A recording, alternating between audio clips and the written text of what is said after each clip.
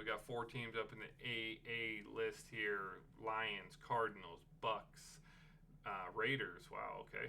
And Woo. coming in at the F tier: Bears, Panthers, Colts, Denver Broncos, Steelers, Chargers. And then we have the teams in between here: B tier: Dallas, Cowboys, Vikings, Saints, and Seahawks. C tier: you see it up on the screen here. Take a look. I'm not going to ramble off all the teams here, but keep in mind A tiers. You're highly stackable. You're talking quarterback, maybe 2 receiver possibilities. B tiers pretty stackable.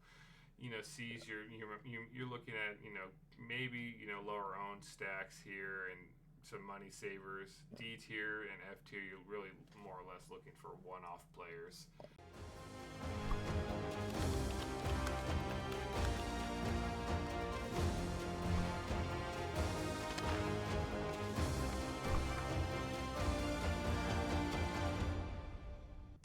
Welcome to DFS Insights. I am David G, joined here by my cousin and co-host, also David G. We are going to give you our tiers list for the upcoming Milli-maker on DraftKings and hopefully help one of you out there become the next millionaire. So with Who that, who who let's wants to dive be right a into this baby. millionaire? Who wants to be a millionaire? Don't copyright us. Yeah, for sure. Yeah, so Uh, diving in, I'll let you go ahead and start off. We'll go ahead and here to the cheat sheet here and let you dive into the first matchup. The oh, yeah, interesting one this here. beautiful, yeah, this beautiful, 39-point total. We got the New York Giants at the Cleveland Browns. Um, it'll be interesting to see what Deshaun Watson, if he actually decides to show up and become the, $200 million player that they paid him. We do have one of it looks about the lowest total or the second lowest point total here. And I don't really have much for you here, to be honest. This is not a very stackable game as far as I'm concerned. There's a lot of, I'm shocked here, Cleveland Browns, passing 68% of the time. The pass defense for New York coming in around 62, not the best, not the worst. It's tough to say. The Cleveland Browns I can only see them winning because they're at home. I wouldn't be shocked if the Giants do pull an upset here.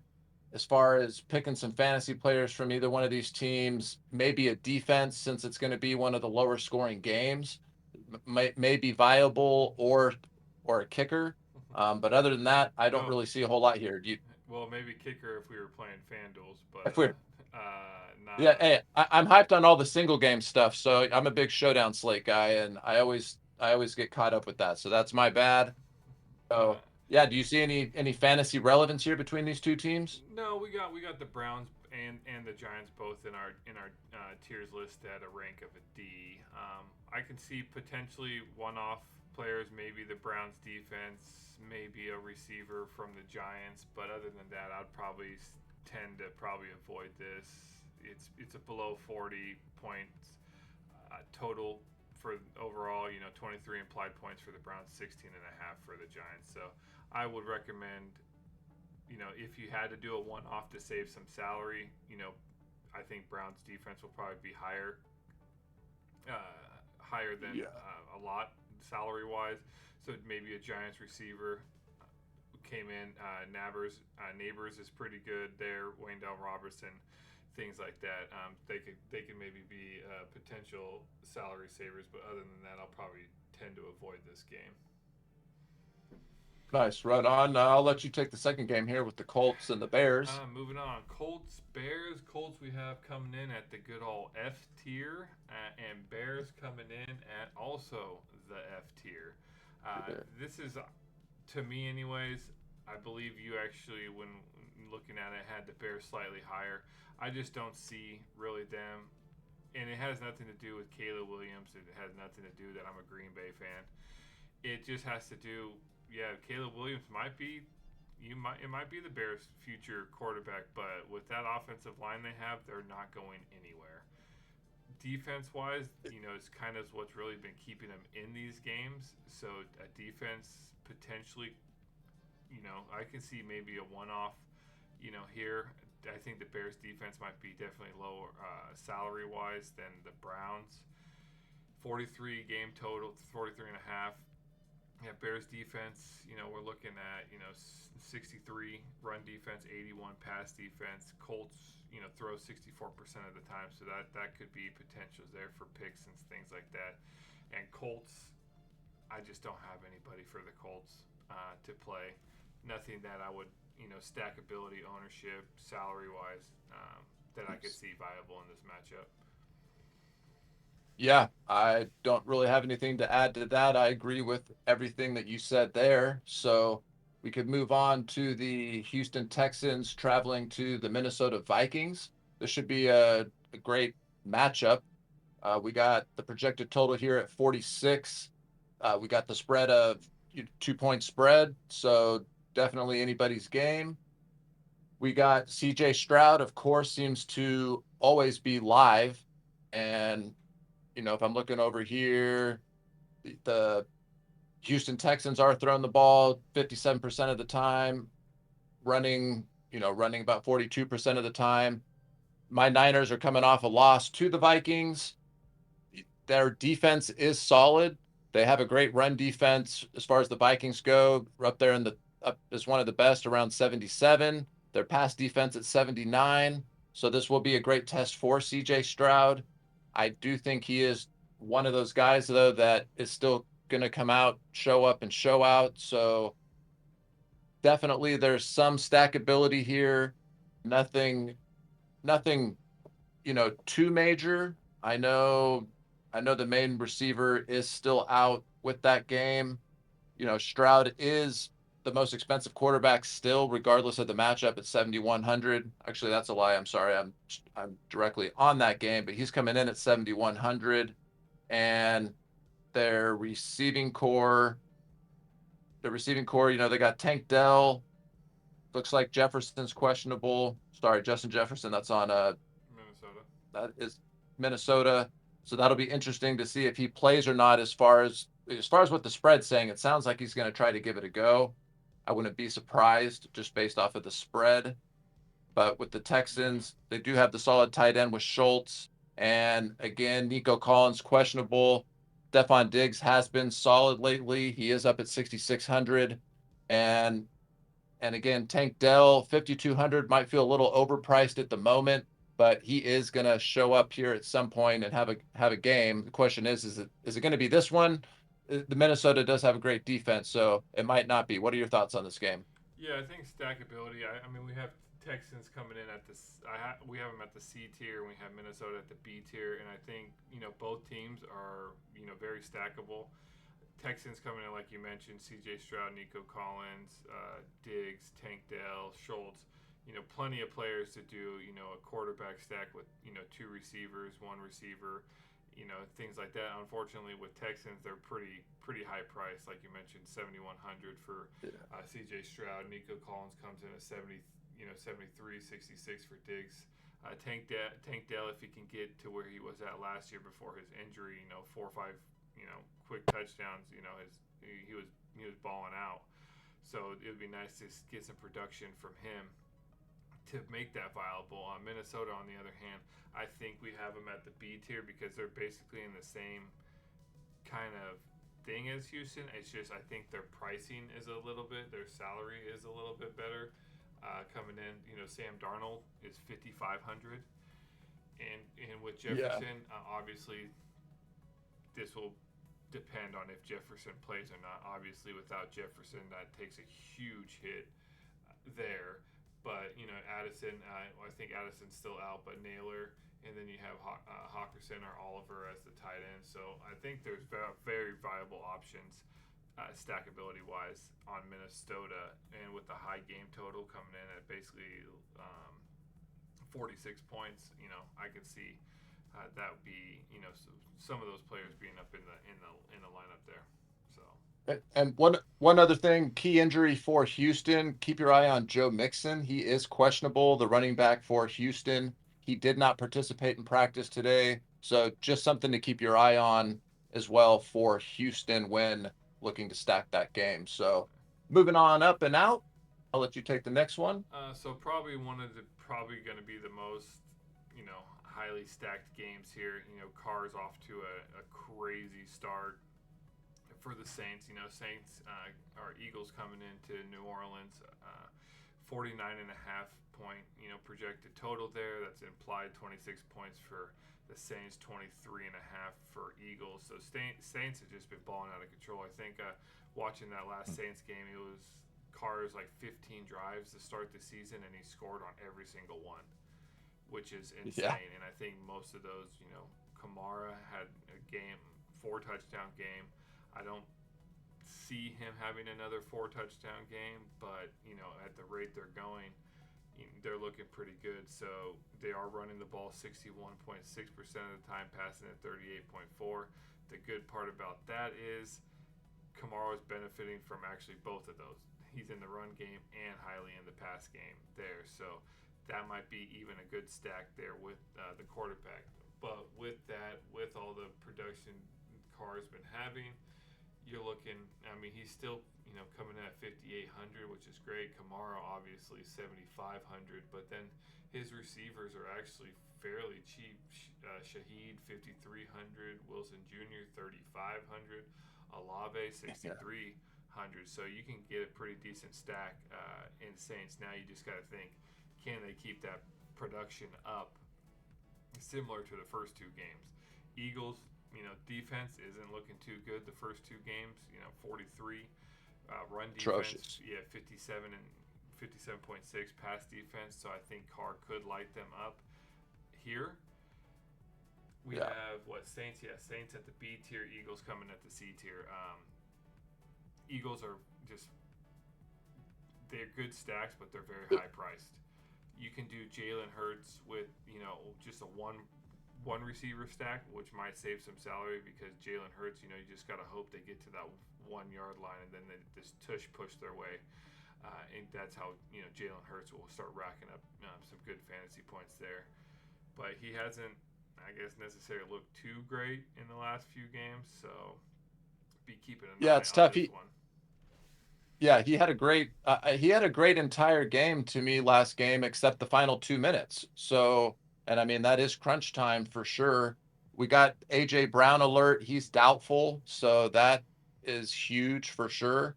And again, I've been watching every Philadelphia Eagle game, not by choice fully, but I do like to keep my eye on them since they're usually, in the talk of DFS, and their defense is absolutely terrible. I don't know. I'm Yeah. speechless. I can't even find the words to describe it. So with how hot the Saints are coming out right now, this is definitely a stackable game. One of the highest point totals on there. I'm sure it'll be highly owned, but for the right reasons. So yeah, keep your eye on the AJ Brown news. That will change a couple of things up. And to me, Alvin Kamara is more or less a lock. I mean, I don't care if he's 60% owned. I'll get leverage somewhere else. But while he's on fire, and Derek Carr that's pretty disrespectful. His price is still that low. So yeah, stackability here is at an A or a B for me for sure. And yeah, great game to target. Moving on up, moving on out. We got the Los Angeles Chargers traveling to the Pittsburgh Steelers. This would be the lowest point total on the game at 36. Spread is 1.5 points. Not that so. Is this going to be a sloppy game? Los Angeles Chargers has everybody hurt. Uh, a lot of stars hurt. Pittsburgh Steelers usually find a way to win. It is at home. Maybe picking one of these defenses might be the way to go. But as far as from a stackability standpoint, maybe a one-off player here or there, but I really don't see much going on here from a fantasy standpoint. What are your thoughts on this game? Yeah, I'll just be keeping an eye on what the defenses are. We have both the Steelers and the Chargers coming at the F tier. Keep in mind the F tier is basically, we take into considerability like stackability and ownership and salary and everything that goes into it. So F tiers you can still use like a one-off player such as a defense. Being at a 36 game total, Chargers defense 75 run defense, 90 pass defense. Steelers 69 run defense, 73. So they're defensive oriented teams. So I'd be expecting a low scoring game. There is no kickers in DraftKings, so can't do that. But Fortunately. yeah, so yeah, that I would just probably tend to avoid this. So Um, yeah, now moving on to the other hot hand that's been going on here. Baker Mayfield of Buccaneers coming into, oh yeah, yeah, Denver's coming into Buccaneers. I think this, I'm surprised it's a lower total, and I think that's really just because Denver's holding them down. I think the yeah, Buccaneers are going to have a game here. Denver hasn't shown really anything to me that's going to boost them up. They're running the ball 27% of the time. That's passing 73. Their defense is both below 55. 50, 53 run, 55 passing. Tampa's, pretty, pretty even 58 pass, 41 run plays. Their defense isn't that great, but Denver, I'm not really worried about their offense. So we have Buccaneers coming in at an A tier. You have stackability with Mayfield, Godwin, Evans. I can pull up those prices real quick. We have where's Tampa? yeah. We got Baker at 6,300, 63. Yeah, so that's solid. 63. Then you have Mike Evans 72, 65. So they are a little higher owned, but I think this is going to be a higher score. To me personally, I think it'll be higher scoring. I think they're going to light up Denver pretty good on this one. So, and Denver's Yeah, coming in at the F tier because I would not play anybody probably on Denver. I'm with you. I don't see anybody on Denver I'm going to be targeting, and it would definitely be on the Tampa Bay side. And I don't have much to add. 6.5 point spread. I could see this even being a double-digit victory for Tampa Bay, just because Denver is such a dumpster fire, more or less. So I'll go ahead and let you take this next matchup since it's your Green Bay Packers on here. Oh, it hurts. It hurts. So yeah, Green Bay's coming into Tennessee, 38 point total there. Coming in as the underdogs too. Green Bay Titans as a favorite, 2.5 favorites. We have both these teams at a D. It hurts me to say it, but it is what it is. I think with this matchup, both defenses are atrocious. Run defense. Titans coming in at 39.8. Green Bay's coming in at 49. Green Bay runs the ball 53, about 54% of the time, so that could prove, viable for them. However, Josh Jacobs has a questionable tag, so he needs to get his crap together there. And then Titans run the ball about 40% of the time, so I think Green Bay is going to get the benefit if they stick to their run plan, which I'm assuming they will because Malik Willis is still their quarterback, and he didn't seem to throw the ball, and that's not just because the center's throwing up on the ball, but yeah, one of the plays he Oh Matt yeah. LaFleur asked him, he's like, yeah, the center threw up, and even the ref came over. It was weird, but with that, being in the D tier, I think I might, based on looking at their salary, if Josh Jacobs does play. And knowing that the Titans have a atrocious defense, Josh Jacobs coming at 6,700, that could be a viable single play game. I don't maybe even doing a run back there, but I don't trust right now even Hopkins at the receiver. I just don't trust what's his name, Will Levis to light him up in the air. It's going to be on the ground, and I don't think the Titans necessarily have a great running. Tony Pollard, I'm not too worried. Yeah, man, and he was told Tony Pollard was great for Dallas, and I don't know what's happened. I guess that's what happens when you don't have a great O line. Mm-hmm. So, or you're constantly on the field. So, yeah, I don't have much to add to that. Tennessee Titans are. I lived in Nashville for a while, so they are. It hurts to see them in a such a bad position. It's just rough. They're yeah, I just don't have much to add to that. Maybe picking Green Bay's defense, even though your guys' run defense isn't great. I think you guys might be able to show up and get a win. I'm kind of surprised that you guys are 2.5 point underdogs. That tells me Josh Jacobs probably won't play. I think that makes a pretty big difference for you guys. But I think they're just weighing that because Love's out. Like I think they're weighing that a yeah, lot. I mean, our receiver cores are pretty good. Malik Willis, I think he's still unproven, so maybe they're a little hesitant on it that way. But you know, yeah. So I'm with you there. So we can move on to the next one. We got the Carolina Panthers, which I think it's pretty easy to guess what tier we have them in. They are in the F tier, and if there was a tier lower than that, they'd most likely be in that tier. They're traveling to the Las Vegas Raiders, coming off a huge win over the Baltimore Ravens. Their projected point total here is 40. Raiders are a 5-point favorite. So, man, Raiders coming out, pulling off a shocking upset here against the Baltimore Ravens. So, yeah, we had Devontae Adams in that game. Finally, he had 12 targets, 9 receptions, 110 yards, and a touchdown. So he, man, threw and but yeah, he's just if we can get him around that 9 target plus range again, and they're going to start involving him, then this would be a great spot for sure to go back to that well.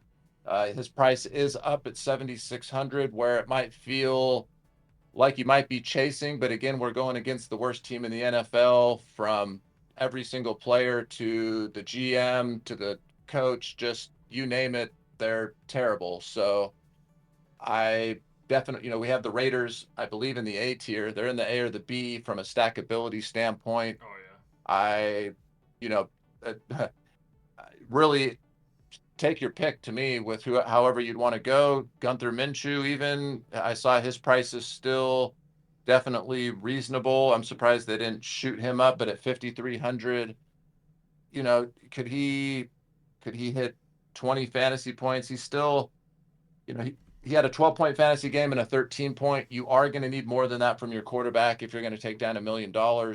So that might be a little rough unless you think he's going to have a one-off type game. But the Raiders are more of a just well-run. They're just looking good these days. You beat Baltimore at home like that, and Baltimore stacked. I mean, they're going to be riding high into this game. So hopefully everything keeps flowing for them. I could see stacking the Raiders multiple different ways. How do you like approaching this game? yeah. Panthers just put off to the side. I'm hoping they end that. Yeah. The what is it? Bryce Young Yeah, being thank you. benched. Yeah. Bryce Young. I hope they end that experiment because it's failed. Like I'm sorry. Uh, Thank you for trying, but you got the T-shirt. Now let's move on. So with the Raiders, I like this. I think this is probably going to be one of my favorite ones. I don't care. It says 40 total. I think that the 40 total might be 35 Raiders. 3 Yeah. Panthers. So Yeah. with that, like you said, Minshew's coming in 5,300 salary.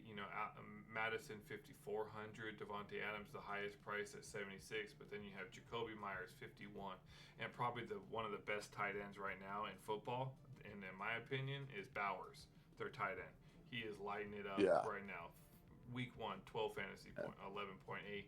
Week 2, 18.8. So they're highly utilizing him. He's coming through like crazy. So and at 5,400 Yeah. salary, that's an easily quarterback 2 stack right here on the Raiders going against a team's defense who both are below 50. 47 for a run and 49.9 for passing. So I think the Raiders are going to light it up come Sunday. So Nice. That'd be a core play. I like that. Bowers coming in at nine targets, 9 receptions, 98 yards. He doesn't even have a touchdown yet, and he's hitting those type of fantasy points. He went 8 targets in week 1, 6 catches for 58 yards. yep. So, yeah, that's a great find there. So I like that. Keep in mind, I With think that, we can. his ownership is going up. Week 1, he was at 3%.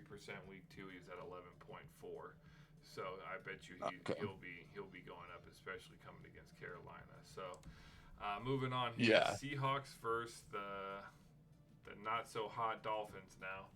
Yeah. Seahawks be coming in. I have them at a B, I believe. I think you might have had them a little slightly lower on yours, and Miami's coming in at a D.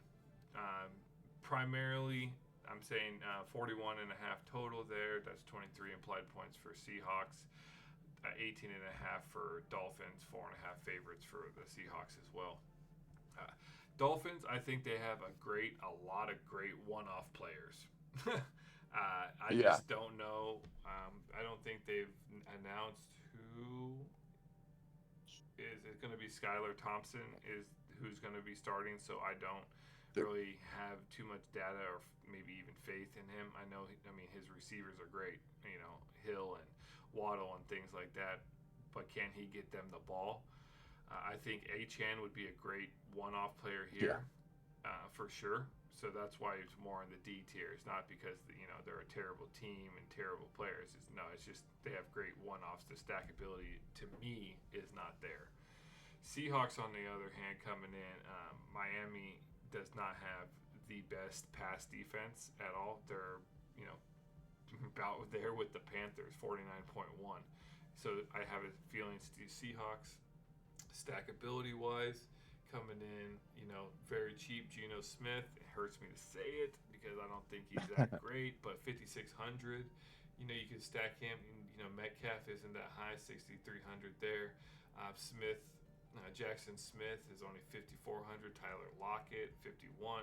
Noah Fant, 35. So you have plenty of options to stack there against a terrible pass defense. And with an implied total of 41, slightly better than the Raiders if you believe those numbers. So this is another game that you could find lower ownership because, we're going to talk about the next game. We've already talked about the Saints game. That's where all the ownership's going to be. So it's about finding how you're going to set yourself apart. And I believe, Raiders and Seahawks might be a good fade to try to get that ownership leverage.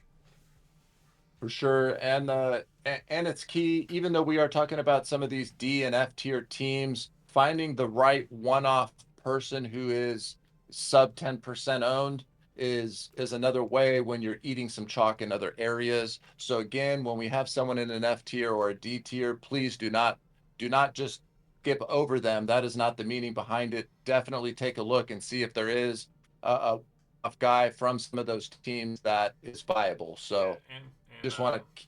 yeah, before we go, make sure you hit that like, subscribe, and to branch off what David's saying, we're not really liking the A, B, C, D, your typical rating. So we're thinking of a creative way to get our how we see the matchups better, and we're gonna drop that in week 4 Milli-maker videos. So make sure you hit that subscribe notification bell so you don't miss how we're gonna be breaking them down now. And I think it's gonna provide a lot more insight, a lot more depth, and a lot more just overall information on how we're seeing the Milli-maker play out for us. Yeah, we want to make things as detailed as possible, but as easily to read as possible. And we just think the A through F tier is a little too bland, so we're going to spice it up a little bit to target in on exactly why they're rated around what they're rated. So yeah, excited for that for next week for sure. All right. We're coming down here. Yeah. Yeah, Let's this start next it up. one. Go ahead. Yeah, man, we got the Detroit Lions visiting the Arizona Cardinals. We got the Lions here favored by 3, and we got the highest point total of the week on the board at 51.5 points. That is mighty, mighty high. And I don't know if they're going to quite hit that. I understand the Arizona Cardinals are somehow scored above 40 points against the team that they played last week. I believe they played the Chargers, who were all banged up, or they played the Rams because it was a divisional game, and the Rams are all banged up. So this will be an interesting game. Obviously, the one most people are going to be targeting, probably pretty chalky. I would definitely, there's too many great players on the Detroit's offense. I'd argue they do have one of the top 3 offenses in the league. Their defense was a little suspect. I'm shocked at how well the Arizona Cardinals have been playing. So I'm a little caught off guard by that. The stackability here, besides salary, we got Jeff Goff coming in at 6,500. Kyler Murray is actually above that, which is kind of surprising to me. He's coming in at 6,900. I guess arguably Goff is averaging 13 fantasy points. We got Kyler Murray averaging 21 fantasy points here through two. Again, the running backs, we got, I mean, top guys, Jahmyr Gibbs. They are a 1-2 punch running back team. Sometimes that can be scary because I love both of them. I love Montgomery and Gibbs. They are different types of running backs. Gibbs is the more versatile guy who's the receiver. It can get you the receptions and stuff. Montgomery is more of that, just I'm going to punch it in and punch it straight downhill, and no one's going to stop me. I like both of those plays. I typically lean Montgomery if he's significantly cheaper. He's coming in at 6,100. It's saving you $700 to go him over Gibbs. I do understand that Gibbs typically has the higher upside, but you have to weigh that in. If you need an extra $700, you can always go down to Montgomery and then go up somewhere else. Yeah. So that's my take on it. I'll leave a little meat on that bone for you to finish up with it. What are your thoughts here on the Detroit at Arizona Cardinals? Yeah, we got both of them at the A tier. It's going to be the highest scoring point total. Both of them, you're gonna spend salary on either one, but I think both teams' pass defense has been not the best. I mean, Arizona's coming in 47.2, Detroit's 62.9, so it's slightly better. So I think Detroit, you're gonna be hitting pretty hard, especially if you want to stack Amon-Ra. He's coming in at 8,200 salary, and that's a huge thing, especially if you're going to stack him with Goff at 65.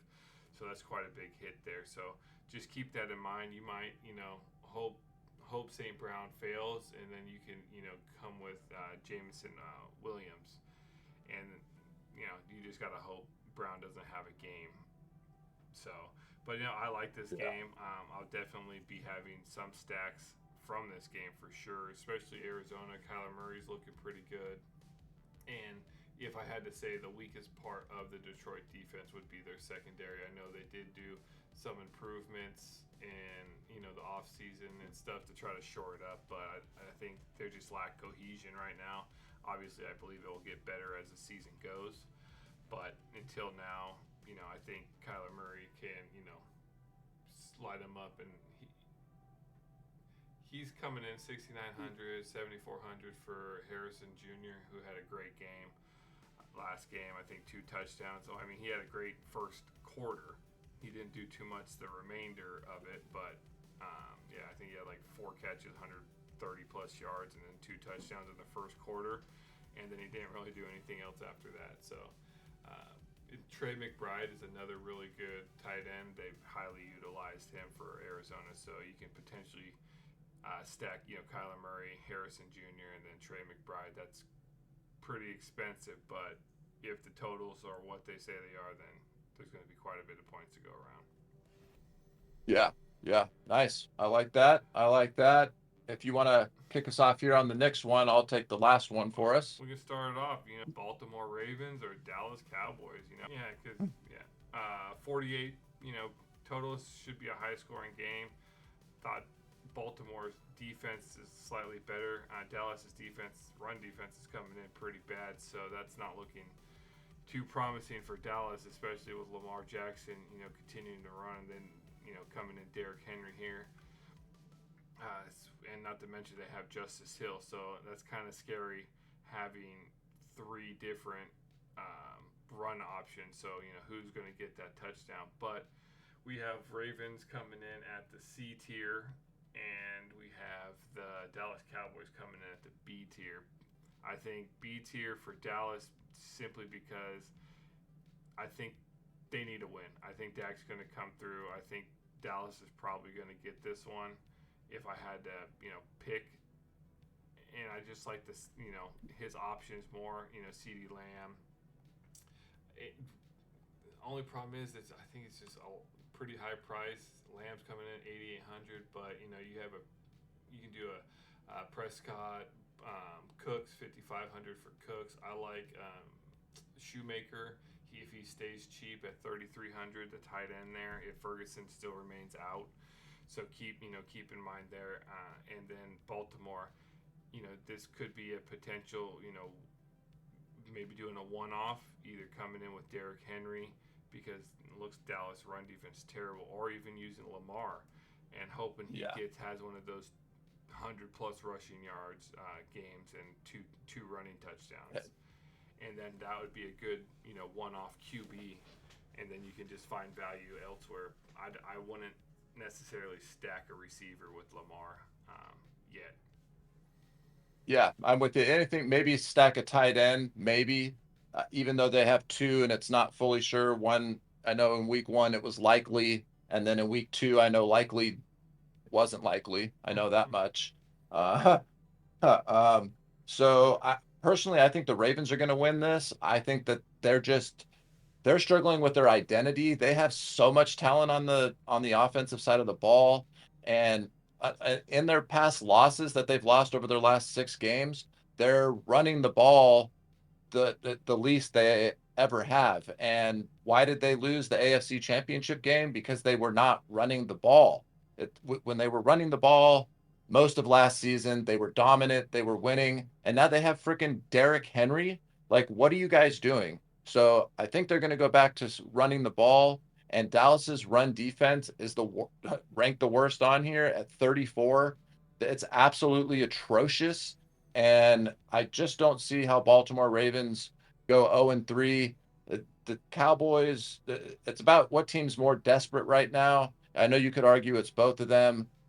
The Baltimore Ravens are just the better team all the way around. I think they just run, run, run, run. And even if they get into scoring position, man, Yeah, but that's right. that No doesn't help kickers. See, that doesn't help my fantasy at all. So yeah. So from a stackability standpoint, like you mentioned, it's either Lamar, even though you're not really looking to stack him with someone like Derrick Henry, because Lamar is the top quarterback at 7,500. I don't like paying up for quarterback that much. I like trying to find a mid-tier quarterback that I think can exceed. So that's my only thing there. But as far as running backs and tight ends, I think would be great to and possibly a receiver from Baltimore. And then again, this does have a pretty high point total at 48. I I don't know. Both defenses have been not that great. yeah, Baltimore having the better one. If Dallas is playing from behind, like I think they probably will be, then as you mentioned, coming back with some type of pass catchers on that side, I I definitely could see happening. I don't really have much. This is the first time yeah. in I don't know how long that the Dallas Cowboys are actually not favored at home. It's been forever, Well, and Dallas is not whatever at home. team. Yeah. Oh, is that the Baltimore Ravens? Yes. Yeah, you're right. So That's my yeah, fault. I let's yeah, thought I heard yeah, Dave's. it's a good. So yeah, we're running a little long here. So let's move on to Oh, okay. the next one here. So I'll let you take it since there is your Niners here. All right, I'll keep it short and sweet. We got the Niners coming in. They're super banged up. This is a divisional game for us. We got the banged up Rams even coming to San Francisco. News that we got a 43.5 point total. The Niners are favored by 6.5. I do believe that's slowly dropping as news just came out that George Kittle is now questionable. So we have no Debo Samuel. We have no Christian McCaffrey. And nonetheless, I think Mason as his backup has been a great backup running back. It's time for him to show up and start getting some targets and getting back in the mix here. I think the Niners are just too deep, and I think the Rams are just too banged up. And it's at San Francisco. We got Cooper Cup out for the Rams. Uh, we got, I know that they're missing a couple of their key guys. And Nakua, So yeah. yeah, Nakua. How could I forget that? Nakua and Cup are both out. So the Niners did also get, keep your eye out. I do believe Talo Hufanga is coming back. He is the glue of our defense. If we have him and Fred Warner out there, that's a huge boost up. I did see that our defense, Travarius Ward, is either not playing or he's questionable, doubtful. That's also big for our defense as far as that goes. So keep your eye on that. that could possibly change a couple of things. So lots of injury news here. Dicey. I don't like going Brock Purdy. He doesn't usually, don't get me wrong, I love him as a quarterback, but we do a lot of running and different type stuff where he just from a fantasy perspective, he typically does not exceed value. So you could still look to do targeting people from this game. I'm just trying to wrap it up for you. Look for some backup people from LA, a couple of the backup people from San Francisco, or top guys who need to step up. And there's definitely some players to be had here. So, what are your thoughts here on the Niners Rams? Yeah, I don't know. I'm not as we have the Niners at the C tier. I think you had them slightly higher, and then the Rams coming in at the D tier. As mainly, I have the Rams at the D tier because Stafford just right now doesn't have anybody to throw to. I mean, you're taking a huge hit. Nakua's out, Cup's out, so now you're looking at Tutu Atwell. Who else? You have Demarcus Robertson, Tyler Johnson. Yeah. So you can find huge value there, stackability wise. But 49ers have a solid pass defense, especially with Hufungus coming back there. But on the other hand, I think Rams, if you wanted to do a single off player, Kyren Williams, the running back, 49ers have been getting run on pretty good. So he could have a decent game there, especially if Matthew Stafford has those receivers that he might not have as much chemistry with. Nakua and Cup are 1 and 2, so he might be leaning more heavily on that run game. 49er wise, Brock Purdy, he has been a good quarterback. I just, with those weapons out, if you look at his record, it's really not that great. So with Samuel out, and I think they're 8 and 9, so they actually have a losing record when he's out. So he doesn't put up good numbers. Ayuk, dude, you just got paid, so start catching the ball. So I think if I could trust Ayuk, that might be a good option with Purdy, and you can get some value with Jennings as well. So could you potentially do that? Yes. The Rams are banged up. Yes, but I think I have so many other options. I might not want to look this way. One-off players. Yeah, I can use Jennings as a one-off and maybe do a run back with the Rams running back. So a wide receiver plus a run back with the running back of the other team. So yeah, no. Other than that, that's basically hey, that's the week 3 Milli-maker here. So make sure you hit that like, subscribe. We're going to be covering this whole NFL season here. So with that, let's go ahead and just jump in. Do a recap here up on the screen. Looking back at it, so we got 4 teams up in the AA list here: Lions, Cardinals, Bucks, Raiders. Wow, okay. And coming in at the F tier: Bears, Panthers, Colts, Denver Broncos, Steelers, Chargers. And then we have the teams in between here: B tier: Dallas, Cowboys, Vikings, Saints, and Seahawks. C tier: you see it up on the screen here. Take a look. I'm not going to ramble off all the teams here, but keep in mind A tiers. You're highly stackable. You're talking quarterback, maybe 2 receiver possibilities. B tiers pretty stackable. C's you're looking at maybe lower owned stacks here and some money savers. D tier and F tier, you're really more or less looking for one-off players.